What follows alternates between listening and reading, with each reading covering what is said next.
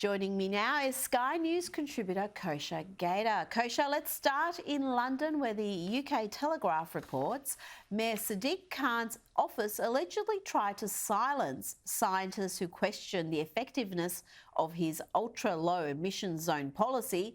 The scientists claimed that Sadiq Khan's climate policy actually had little impact on pollution levels.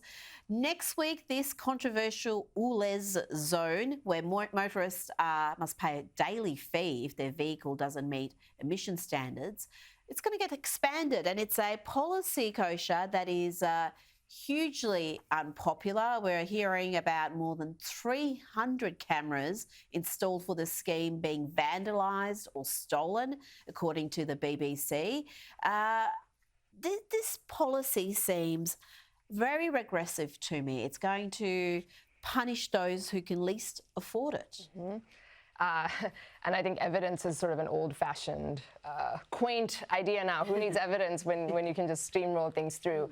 You know, I think there's two contradictory dynamics at play here. One is there's a generational cost of living crisis, and particularly energy prices are a big component of that.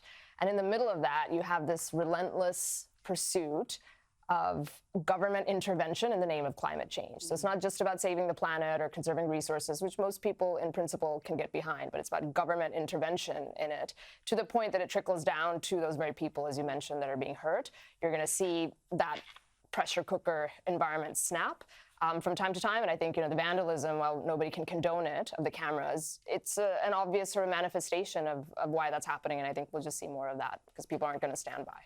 And we keep being told, trust the science, but if scientists counter the narrative, well, they're just ignored or slandered as quacks.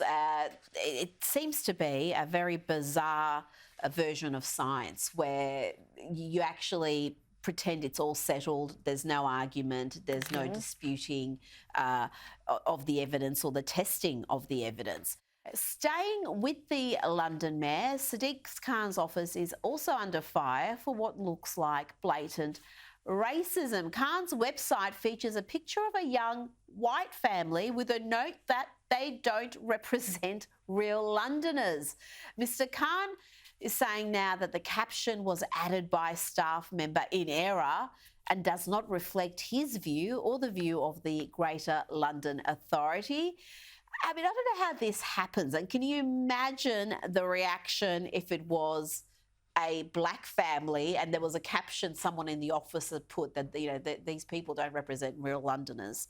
It really does feed into this narrative that there is an anti-white sentiment in parts of the West that's growing. And it's the one race where you can be openly racist against them without any repercussions. Seems to be so. And I love how it's always some staffer, some unnamed promoter, some unnamed staffer that gets thrown under the bus. But who is that person? What accountability was there? Who knows? The cynical view could be that it's maybe a trial balloon, sometimes these things, and you want to put stuff out there actually and see how much narrative is shifted, how much blowback you're actually going to get, or it's just sloppiness and probably too many people working in a government bureaucracy who have too much time on their hands. Yeah.